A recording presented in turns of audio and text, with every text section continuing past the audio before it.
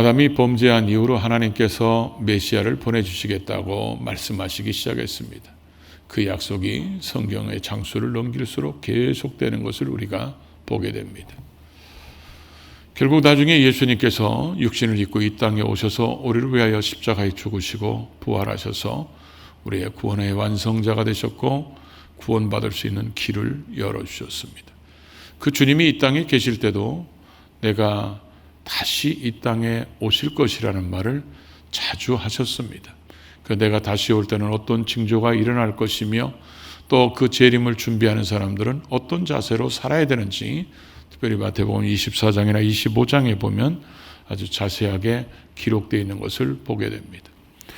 오늘 데살로니가전서 5장 12절부터 15절에 보면 하나님의 사람들이 재림을 기다릴 때 그 기다리는 동안에 사람들과의 관계 속에서 우리가 어떤 삶을 살아야 되는지 이걸 말씀하셨고 16절부터 22절까지 오늘 우리가 읽은 이 본문은 그런 우리가 하나님과의 관계 속에서 가장 바람직한 신앙생활의 모습은 어떤 모습이 되어야 되는지 그래서 재림을 준비하고 기다리는 자의 자세에 대해서 말씀하고 있습니다. 그래서 저는 그것을 오늘 네 가지로 나눠서 말씀을 나누고자 하는데 이 네 가지가 잘 준비되면 어떤 시련이 오더라도 어떤 유혹이 오더라도 때로는 어떤 환경이 올지라도 때로는 어떤 사람들을 만날지라도 우리가 잘 이길 수 있고 견딜 수 있고 승리할 수 있는 신앙이 된다고 말씀하고 있습니다. 오늘 이 말씀을 들으면서 오늘 말씀이 나와 정말 가깝게 내가 근접한 신앙생활을 하고 있는지 우리를 잘 돌아보는 은혜를 성령님이 주셔서 우리가 재림을 잘 준비하고 있는지 깨닫는 그런 시간이 될 수 있기를 주의 이름으로 축복합니다. 먼저 첫 번째로 우리에게 기뻐하라 이렇게 말씀하는데 기뻐하는 것도 항상 기뻐하라 이렇게 말씀하고 있습니다. 사람들은 살아가면서 이 기쁨을 얻기를 힘씁니다. 이 세상 사람들이 누리는 기쁨은 대체적으로 두 가지입니다. 육체적인 기쁨과 정서적인 기쁨을 누리게 됩니다. 먹고 마시고 춤추고 때로는 내가 갖고 싶은 거 또 듣고 싶은 음악, 영화 이런 걸 통해서 정서적으로도 기쁨을 누리고 또 육체적으로도 기쁨을 누리게 된다는 거죠. 우리 그리스도인들도 그런 기쁨을 다 맛보면서 삽니다. 문제는 이런 기쁨이 유통기간이 짧다는 것입니다. 그리고 환경에 의해서 좌우된다는 것입니다. 요즘에 핸드폰을 사면 핸드폰을 바꾸면 3일간 기쁘다고 그래요. 3일간. 새로운 핸드폰이 나왔기 때문에 굉장히 기쁩니다. 그런데 4일째 되는 날 핸드폰을 놓쳐서 깨먹었습니다. 그 기쁨이 금방 사라집니다. 차를 새로 사면 3주가 즐겁대요. 근데 3주가 즐거운 것도 내가 이런 차를 사다니 그래갖고 신나게 타고 가다가 3주 지나서 사고 나면 그 즐거움 금방 깨져버립니다. 집을 사면 3개월을 기쁘대요. 요즘에는 옛날에는 3년 기쁘다고 그랬거든요. 3개월이 기쁘다고 그러는데 집을 사서 들어가서 이런 집에서 우리가 이사 와서 너무 좋다 그러는데 며칠 지나니까 곳곳에서 하자가 발생하면 굉장히 그 기쁨이 금방 사라져 버립니다. 그 육체적이고 정신적인 그런 기쁨은 환경에 따라서 얼마든지 좌우될 수 있다는 거예요. 환경이 좋을 때는 그 기쁨이 오래 갈 수도 있고 환경이 나쁘면 금방 없어지고 그 기쁨이 슬픔으로 바뀔 수 있다는 거죠. 근데 성경에서 말하는 이 기쁨은 성령의 열매 9가지 중에서 희락이 있습니다. 이 희락을 얘기하는 것입니다. 그래서 이 성경에서 말하는 이 기쁨 희락은 특징이 환경의 장애를 받지 않습니다. 환경에 의해서 좌우되지 않고 유통기간이 성령님과 동행하면 주님 앞에 설 때까지 계속될 수 있다는 특징이 다르다는 거죠. 그래서 육체적으로나 정신적으로 누리는 그런 기쁨보다 성령께서 주시는 이런 기쁨을 맛보면 기쁨의 수준 차이가 나게 된다는 거죠. 그래서 이 기쁨은 일시적인 그런 기쁨이 아니기 때문에 이런 기쁨을 맛보는 사람들의 특징은 하나님과의 관계가 먼저 회복돼야 됩니다. 그 말은 예수 그리스도를 나의 구원자로 믿고 그의 피로 죄 씻음 받고, 그래서 하나님의 자녀가 된 그들 속에 성령님이 오셔서 그 성령님이 주시는 그 기쁨을 누리는 이 기본이 되지 않으면 영적인 기쁨을 누릴 수가 없다는 것입니다. 그래서 이 기쁨은 오직 주께로부터 오는 기쁨, 그래서 하나님이 주시는 기쁨이라고 우리가 얘기할 수 있는데, 육체적이고 정신적인 기쁨은 바깥에 있는 것들이 우리 안에 들어올 때 우리가 느끼는 것들입니다. 그래서 좋은 걸 봤거나 가졌거나 먹었거나 들었거나 보았거나 이런 것들이 우리 속에 들어오면서 느껴지면서 기쁨을 누리는 것이지만, 영적인 기쁨은 우리 안에 계신 성령님이 우리가 순종함으로, 성령과 동행함으로 이 속에서부터 기쁨이, 그래서 샘솟는 기쁨이라고 그러죠. 옛날에 참 그 복음성가가 참 성경적 신학적 의미를 참 잘 담은 것 같아요. 내게 샘솟는 기쁨. 그러니까 이 기쁨이 샘솟아서 우리의 영혼이 기쁘면서 마음도 기쁘고 육체까지 기뻐서 밖으로 나가는 것입니다. 안에서 밖으로 나가는 것은 영적인 기쁨이고, 육체적이고 정신적인 기쁨은 바깥에 있는 것이 안으로 우리가 느껴질 때 기쁨을 누린다는 거죠. 그런데 여기에서 지금 항상 기뻐하라고 이렇게 표현되어 있죠. 근데 이 항상이라는 말이 그 헬라어로 판도테라는 말입니다. 근데 이 판도테라는 말이 신약 성경에 84번 정도 쓰여져 있는데, 이 판도테라는 말의 의미가 뭐냐면 어떤 경우에도 중단함 없이 계속해서 기뻐하라, 이렇게 되어 있습니다. 그러니까 이 말씀 그대로 얘기하면 어떤 경우가 오더라도, 어떤 환경 속에 있을지라도 이 기쁨이 계속해서 중단 없이 기쁨이 이어져가는 그 기쁨을 성경에서 말하는 기쁨이라고 표현하고 있다는 거죠. 그래서 이 기쁨은 언제나 성령님과 함께 할 때 주어지는 기쁨이기 때문에 환경과 아무 상관이 없다고 그랬죠. 우리가 사도행전을 보면 성령이 임했을 때마다 꼭 같이 따라 나오는 단어가 있어요. 성령과 기쁨이 충만하더라. 그들이 핍박이 없어서 기쁨이 있었던 게 아니에요. 핍박 얼마나 많았습니까? 환난이 없어서 기뻐한 게 아니라 환난이 굉장히 많았어요. 그런데 이 성령이 주시는 기쁨은 환경의 장애를 받지 않는다고 그랬잖아요. 그러니까 이거는 늘 환난 속에서도 기뻐하고 시련 속에서도 기뻐하고 핍박 속에서도 기뻐할 수 있었다는 거예요. 그래서 이 기쁨은 요한복음 15장 11절에 주님이 이렇게 말씀하셨어요. 내가 너희에게 이름은 내 기쁨이 너희 안에 있어. 너희 기쁨을 충만하게 하려 함이니라. 그러니까 주님이 주시는 기쁨이라는 거예요. 이 말씀을 누가복음 10장 21절에 이때 예수께서 성령으로 기뻐하사 이렇게 표현되어 있고, 데살로니가전서 1장 6절에 보면 또 너희는 많은 환난 가운데서 성령의 기쁨으로 말씀을 받아.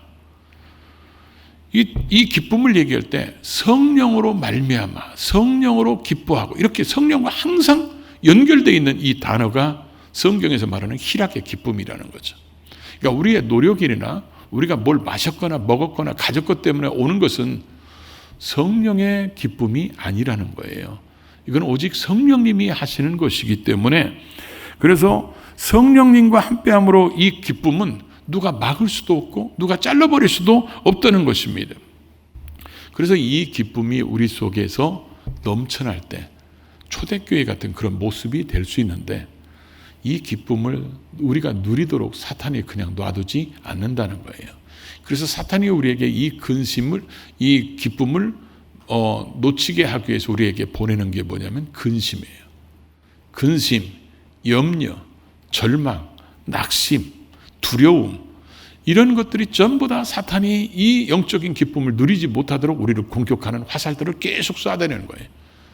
그런데도 우리의 관계가, 성령님과의 관계가 잘 돼 있으면 그런 시험이 와도 기뻐하고, 환난이 와도 기뻐하고, 어려움이 와도 기뻐하고, 바울 같은 경우는 감옥에 가서도 기뻐하고, 하박국 같은 경우는 소출이 없어도 기뻐하고, 그래서 이 기쁨은 환경과 장애를 받지 않는 성령께서 속에서부터 샘솟게 만드는 기쁨이기 때문에 이 기쁨이 어떤 경우라도 끊임없이 중단 없이 계속돼야 된다. 언제까지? 주님 앞에 설 때까지. 이런 기쁨의 생활을 하는 것이 진짜 신앙생활의 행복이에요. 그러니까 그렇게 살아가고 있느냐, 그렇게 살아가는 사람이 재림을 준비하는 사람이라고 지금 얘기하고 있죠. 예수님께서도 열천의 비유를 통해서 기름을 준비한 자, 준비하지 못한 자 나눴잖아요. 그 기름이 있어야 기쁨의 신앙생활을 하게 된다는 거죠. 그 다음에 두 번째는 쉬지 말고 기도해라 그랬습니다. 이 기절은 참 굉장히 짧고 간결하지만 우리가 어떻게 기도해야 되는지 강력한 메시지를 주시는 그런 말씀이거든요. 이 쉬지 말고 그러면 앞에서 항상이란 말과 비슷하처럼 들리잖아요. 그러면 여기에도 헬라어로 판도테를 써야 되거든요.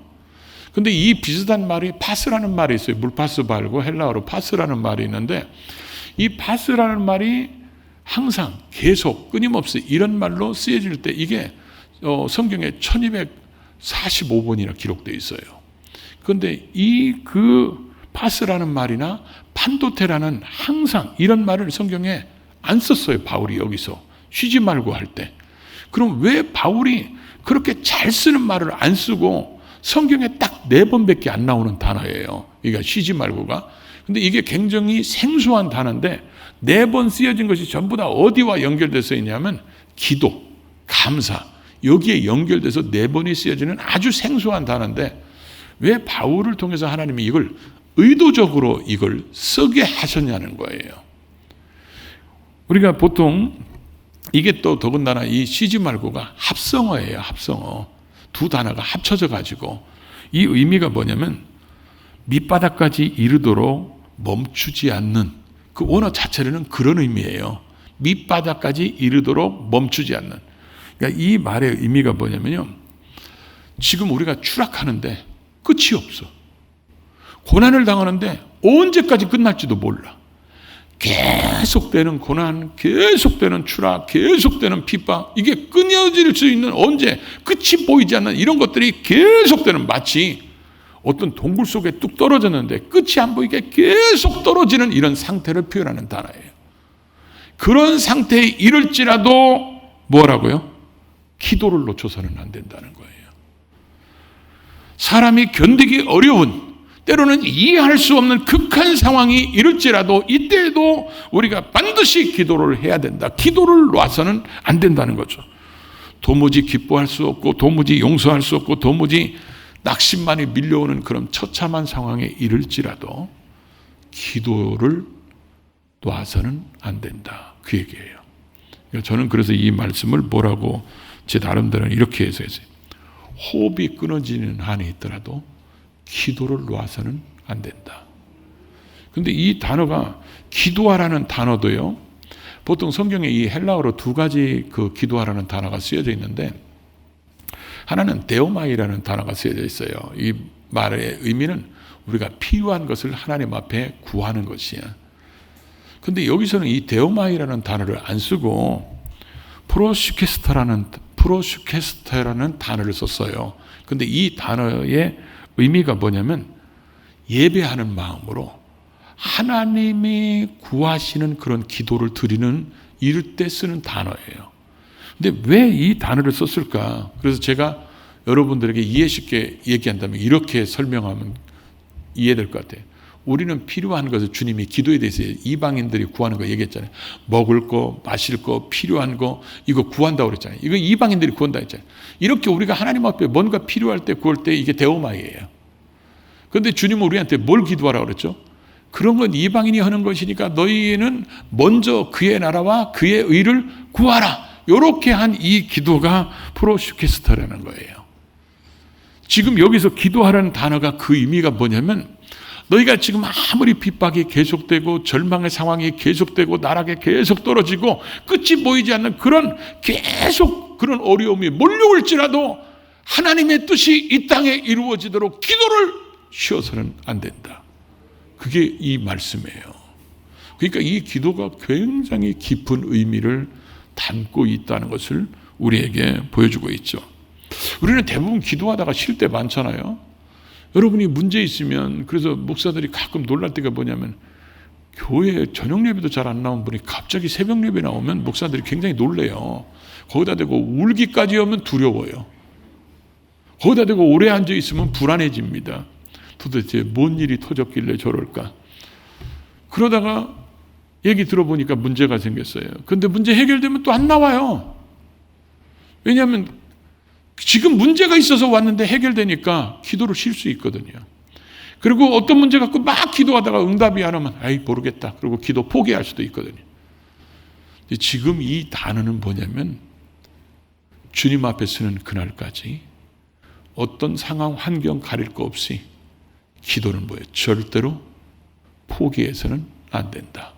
그걸 지금 의미하는 그런 단어라는 거죠.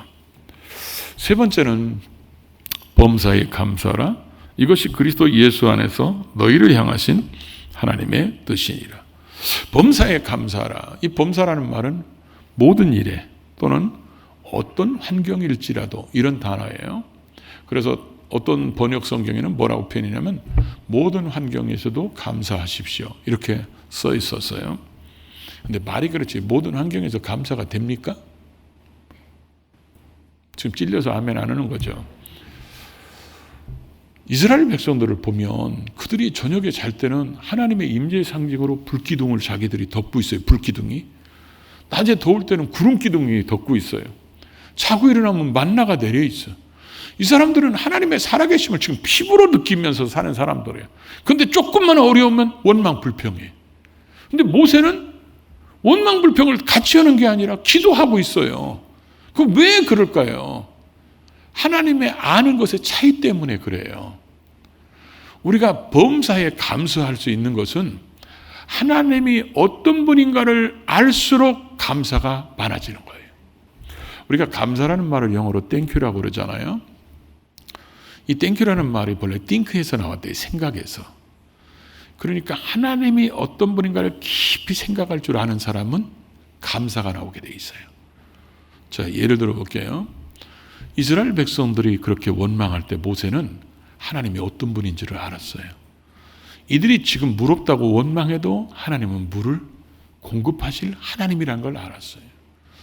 이 사람들이 힘들다고 얘기할 때 하나님은 그것을 해결할 수 있는 하나님이라고 모세는 알았어요. 그러니까 모세는 그들이 원망불평할 때 같이 원망불평하지 않는다는 거죠.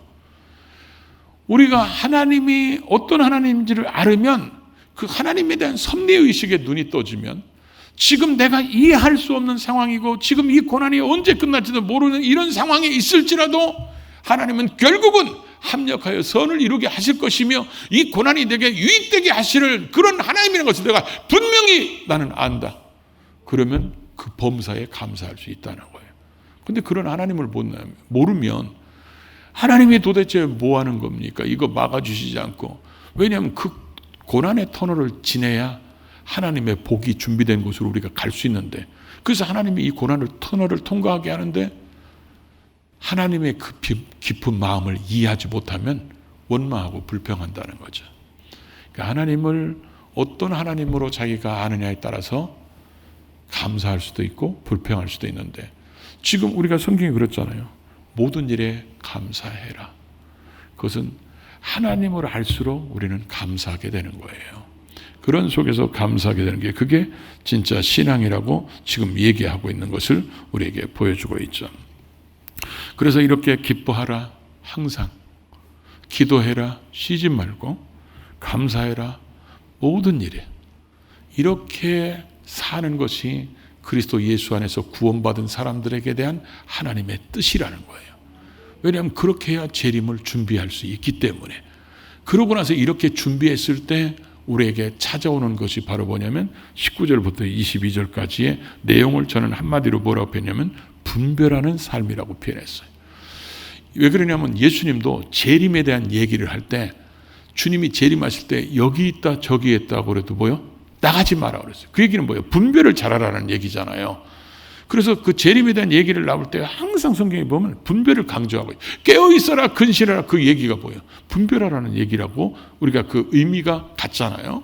근데 지금 여기에서 19절에 재림을 준비하는 사람들이 성령을 소멸하지 말라. 이 소멸이란 말의 의미가 뭐냐면 불을 끄다 그런 얘기예요. 성령은 불로서 많이 표현했잖아요. 그러니까 성령께서 불을 일으키는데 그 불을 끄지 말라는 거예요. 이거는 이런 얘기예요. 우리 안에 계신 성령님이 우리 속에 감동을 주세요.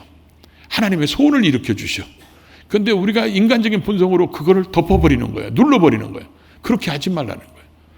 이게 하나님이 성령이 우리에게 감동을 주실 때 잘 분별해서 그걸 순종하면 하나님이 예비한 곳으로, 예비한 사람으로, 예비한 복으로 우리를 이끌어 가시는데, 그걸 우리의 본성으로 덮어버리면 하나님의 역사를 맛볼 수 없다는 거예요. 왜냐하면 우리를 하나님이 통해서 일하시려고 지금 우리에게 성령님이 역사하는데 그걸 본성으로 눌러버리면 어떻게 돼요? 그래서 성령님이 우리 속에 감동 주시는 것을 잘 분별하라. 두 번째는 예언의 말씀을 멸시치 마라. 이 멸시하단 말이 조롱하다, 우습게 여기다, 이런 얘기예요. 성경에 이 멸시하고 조롱한 대표적인 사람이 누구냐면 롯의 사위들이에요. 소돔 고모라 성 멸망한다. 그런데 이들은 그걸 뭐로 여겼다고 그랬죠? 농담으로 여겼다고 그랬어요. 여기서 예언이라는 것은 미래를 얘기하는 이런 얘기가 아니라 성령의 예언으로 감동으로 기록된 이 성경 말씀을 우리가 읽을 때, 성경 말씀을 들을 때, 하나님이 너 이렇게 해라, 이렇게 해라 말씀을 주실 때 이 말씀을 우습게 여기지 말라는 거예요. 이 말씀을 농담으로 여기지 말고 이 말씀을 조롱하는 삶을 살지 말라는 거예요. 그게 재림을 기다리는 사람들의 특징이라는 거예요. 그래서 성령이 감동하시고 성령님을 통해서 우리에게 말씀을 주어졌을 때, 말씀을 읽을 때, 들을 때, 배울 때, 성령이 우리에게 말씀하실 때 범사에 헤아려 보라는 거예요.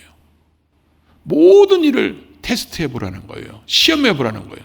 이게 하나님으로부터 오는 것인지 사탄으로 보는 것으로 오는 것인지. 그래서 하나님으로부터 오는 것은 무조건 취하라는 거예요. 붙잡으라는 거예요. 순종을 하는 거예요. 그러나 이게 악으로부터 오는 것이라면, 사탄으로 오는 것이라면 그 모양도 뭐요? 버려버리라는 거예요. 그러니까 한마디로 얘기하면 분별을 잘하라는 거죠. 우리가 이렇게 분별을 잘하면서 주님을 이제 맞이해야 되는데, 지금 이 말씀을 들으면서 제가 질문을 할게요. 이 네 가지 말씀을 들으면서 여러분은 지금 이 신앙과 성경에서 말하는 재림을 기다리는 이런 신앙이 돼야 된다, 이 말씀과 여러분이 지금 근접하다고 생각하십니까? 이 신앙과 내가 가깝다 이렇게 생각하면 재림을 잘 준비하는 신앙이에요. 그런데 지금 이 신앙과 내가 좀 먼 것 같다, 이러면 재림을 잘 준비하지 못하고 있다는 거죠. 우리는 주님이 지금 사도 바울을 통해서 재림을 기다리는 사람은 인간관계는 이렇게 해야 되고 영적인 관계는 이렇게 해야 된다, 지금 이 영적인 관계를 네 가지로 나눠서 말씀을 들었어요. 이게 잘 준비되면 주님이 재림하실 때 똑같이 이렇게 얘기해야 되거든요. 아멘 주 예수여 오시옵소서. 준비된 사람이 그렇게 얘기하는 거예요. 근데 준비되지 않은 미련한 다섯천원은 신랑이 왔을 때 맞이할 수가 없었잖아요. 오늘 우리가 그럴 수 있다는 거죠. 그러니까 우리는 항상 이게 지금 여러분들이 아마 그렇게 들었는지 모르겠어요. 이게 재림을 준비하는 신앙이라고 말씀을 들어본 적이 있는지 모르겠어요. 재림을 이렇게 준비해라. 이 말씀대로 우리가 실천해서 주님 재림하실 때 우리 똑같이 아멘 주 예수여 오시옵소서 이렇게 고백하는 우리 모두가 될 수 있기를 주의 이름으로 축복합니다.